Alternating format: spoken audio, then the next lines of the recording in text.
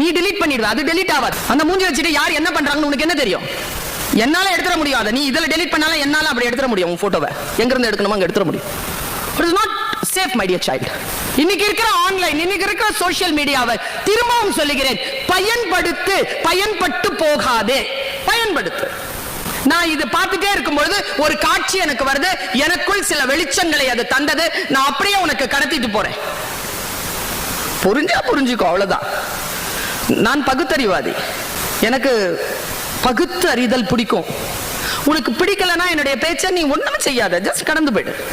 பிடிச்சதுன்னா அது ஆராய்ச்சி செய். நான் ஒன்னு சொல்லட்டுமா, நீ என்ன வேணாலும் போய்க்கோ.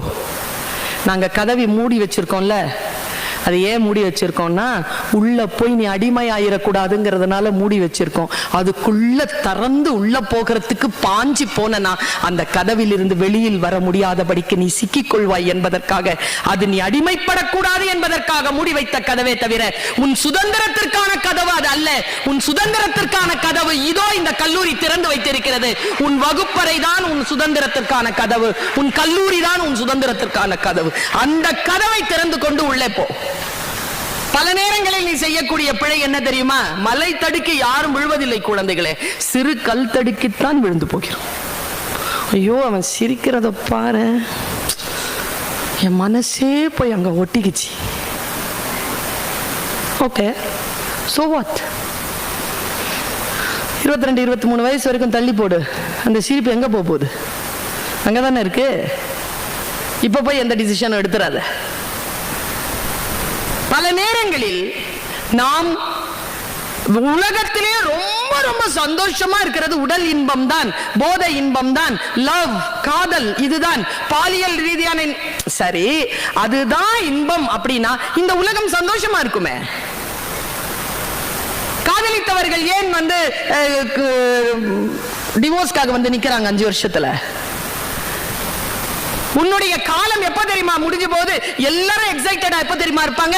கல்யாணம் ஆற வரைக்கும் தான் எக்ஸைட்டடா இருப்பாங்க. கல்யாணத்தை ஆனதுக்கு அப்புறமா உன்னுடைய ஃபீஸ் கட்டுறது, உன்னுடைய சம்பளம் கட்டுறது, உன்னுடைய வீட்டு வாடகை கட்டுறது, உன் பால் கணக்கு, உன் மருத்துவ கணக்கு எல்லாம் உன் தலையில.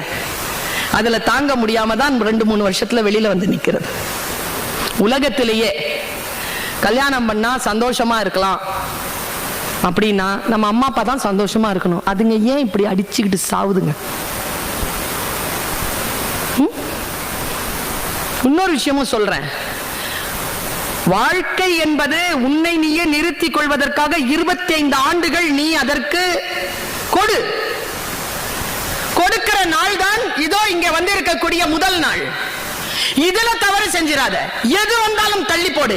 எக்ஸாமினேஷன், கிளாஸ் ஒர்க், கிளாஸ்ல இருக்கக்கூடிய அட்டெண்டன்ஸ், இத ஒருபோதும் தள்ளி போடாத.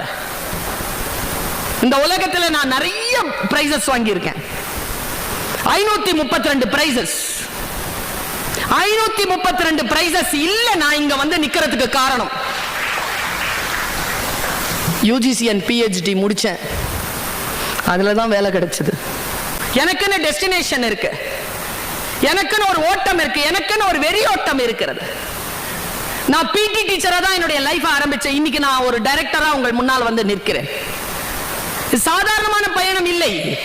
உனக்கும் அது சாதாரணமாக கிடைக்காது. நீ உழைக்க வேண்டும். நீ கனவுகளை விதையாக போட்டு விதைக்க அனுமதிக்க வேண்டும். விதை உள்ள போச்சுன்னா சும்மா இருக்காது குழந்தை, வெடிச்சு சிதறும். அதற்குள்ளிருந்து ஒரு விஷயத்தை முளைச்சி வரும். அந்த விதை அனுபவிக்கக்கூடிய வேதனையை அனுபவிக்காமல் வாழ்க்கையில் நீ சில கட்டங்களை பார்க்கவே முடியாது. Everything is not cake walk. அந்த உலகத்தை நீ சந்திக்க வேண்டும் என்றால் இங்க ஏன் தெரியுமா பிளேஸ்மெண்ட் 100% இல்ல? இவங்க குவாலிட்டியான ஆட்களை கொடுக்க மாட்டேங்கிறாங்களா? கிடையாது, குவாலிட்டியான படிப்பை கொடுக்கறாங்க காலேஜ்ல. Attitude of the children. Assessment வரைக்கும் வரும் மேடம், இன்டர்வியூ வரைக்கும் நிக்காது. என் பஸ் போயிடும். ஏங்க 4 மணிக்கு கம்பெனி இன்டர்வியூ சொல்லி, இங்க பிளேஸ்மெண்ட் ஆபீசர்ஸ் இருக்கீங்களா? இருக்கீங்களா சார்? சார் எனக்கு இன்டர்வியூனாலே பயம் சார், இன்னொரு கம்பெனியில் பார்த்துக்கலாம் சார், நான் இன்னொரு எக்ஸாம். இப்போ 30 பேரில் 4 பேர் தான் செலக்ட் பண்ணியிருக்காங்க. உன்னை செலக்ட் பண்ணிட்டாங்க. 6 o'clock வரைக்கும் இருக்கும். அம்மா அப்பாட்ட ஃபோன் பண்ணி கொடுப்பேன், நான் பேசுகிறேன். இல்லை சார், அது போகணும் சார். நான் அதை விட என்ன முக்கியம்? பயமா இருக்கு சார் இந்த குழந்தைகளை பார்க்க. என் பையனுக்காக நான் நேற்று போறேங்க சென்னைக்கு. பையன்கிட்ட சொல்றேன், தம்பி வாப்பா, உனக்கு வந்து டைலர் கிட்ட போகணும்னு சொன்னியே, எனக்கு நான் சண்டே மட்டும்தான் அம்மா ஃப்ரீ, நீயும் வேலைக்கு போக ஆரம்பிச்சிட்ட, வா நான் உனக்கு டெய்லர் கடை கூட்டிட்டு போயிட்டு வரேன்னா. 2 மணிக்கு நான் மேட்ச் வச்சிருக்கிறேன். ஏன் மேட்சை தள்ளி போடலாம்யா, அம்மா அங்கிருந்து வந்திருக்கேன்யா, சாட்டர்டே வேணாலும் மாத்திக்கிறீங்களா? சாட்டர்டே வர நெகோசியேஷன். சாட்டர்டே போனேன், 2 மணிக்கு ஆபீஸ்ல இருந்து கூப்பிட்டாங்க. உடனே சொல்றோம், ஆபீஸ்ல இருந்து கூப்பிட்டாங்க, நான் மேட்சை கேன்சல் பண்ணிட்டேன். அப்ப ஆபீஸ்ல இருந்து கூப்பிட்டா மேட்ச் கேன்சல் பண்ற, அம்மாவுக்காக பண்ண மாட்டியா? பண்ண மாட்டான். ஏன் தெரியுமா? அம்மா புளிசோறு ஹோம்மேட். வெளியில இருக்கக்கூடிய வாழ்க்கையில் நீங்கள் காட்டுகின்ற அக்கறை வீட்டில் காட்டுங்கள். நான் ஒரு அம்மாவா நான் சொல்றேன், இந்த உலகத்திலே நான் சொல்றேன் குழந்தை, நீ மனசுல எழுதி வச்சுட்டு போ, என்ன நீ நினைக்கிறியோ தெரியாது, உன் வாழ்க்கையில் 2 பேர் தான் நீ ஜெயிக்க வேண்டும் என்று நினைப்பார்கள். 1 உன் பெற்றோர், 2 இந்த ஆசிரியர்கள். 2 பேர் தான்.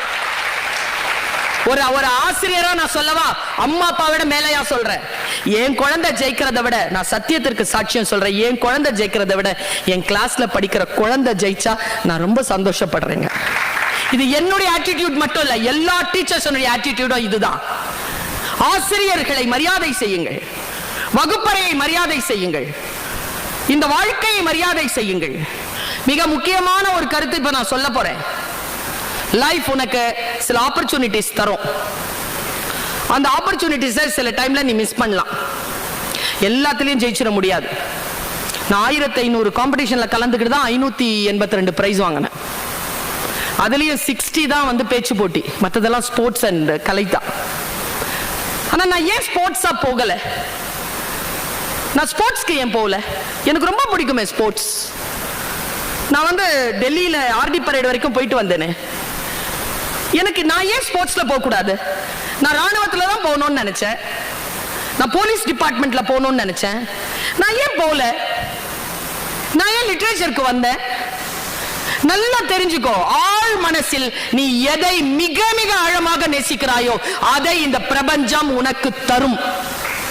உன் தேவை வேறு, உன் ஆழ் மனதில் இருக்கக்கூடிய டிசைர் அது வேற. அந்த டிசைர் என்னங்கறத மட்டும் தெரிஞ்சுக்கோ. மனிதர்களின் மீது மட்டும் அதை வச்சிராத, வந்துரும். ஆமா, இலக்குகளின் மீது வை. நான் இன்னும் ஒரு மனசால சொல்றேன் சார், எந்த பிரிப்பரேஷனும் இல்லாம சொல்றேன். இந்த குழந்தைகள் இருக்கிறீங்கல்ல, பிகாம், லிட்ரேச்சர், மற்ற கம்ப்யூட்டர் சயின்ஸ்லாம் படிச்சுட்டு இருக்கிறீங்கல்ல, நீங்க தான் குழந்தைகளை இந்த நேஷனல் பில்டர்ஸ். இந்த நாட்டை வடிவமைக்க போவது நீங்கள் தான். இத முதல்ல நீங்க புரிஞ்சுக்கோங்க, அந்த ரெஸ்பான்சிபிலிட்டியை புரிஞ்சுக்கோங்க. இப்ப நான் என்ன செய்ய போகிறேன் அப்படி கிடையாது, உன்னால் தான் முடியும் என்பதனை நினைத்துக்கொள். ரொம்ப நுட்பமா ஒரு விஷயத்தை சொல்றேன். 2009 கரெக்டா சொன்னா ஜெர்மன்ல பெர்லின் வேர்ல்ட் சாம்பியன்ஷிப் ஆகஸ்ட் 16. நீ வேணா போய் கூகுள்ல பாத்துக்க. ஹுசேன் போல்ட் அப்படிங்கிற ஒரு பையன் வரான் 2009. அவன் அந்த சாம்பியன்ஷிப்க்கு பார்ட்டிசிபேஷனுக்கு வரான். நான் ரொம்ப கூர்மையா இந்த வெற்றியாளர்களை கவனிச்சுக்கிட்டே இருப்பேன். இப்ப நான் ரொம்ப கூர்மையா கவனிச்சிட்டு இருக்கிறது இந்த டெஸ்லா நிறுவனத்தினுடைய தலைவர் யாருப்பா? Elon Musk. Very good. அவர் மீது கொஞ்சம் கவனம் போய்கிட்டு இருக்கு எனக்கு. யாரப்பா நீ? நல்லா தெரிஞ்சுக்கோ, இங்க இருக்கிற எல்லா குழந்தைகளுக்கும் சொல்றேன், யாருமே குப்பை கிடையாது, யாருமே குப்பை கிடையாது. எல்லார்கிட்டயும் ஒரு திறமை இருக்கு. இண்டிவிஜுவலுக்கான அந்த திறமையோட நீ வந்து என்னுடைய பேச்சை உள்வாங்கிக்கோ.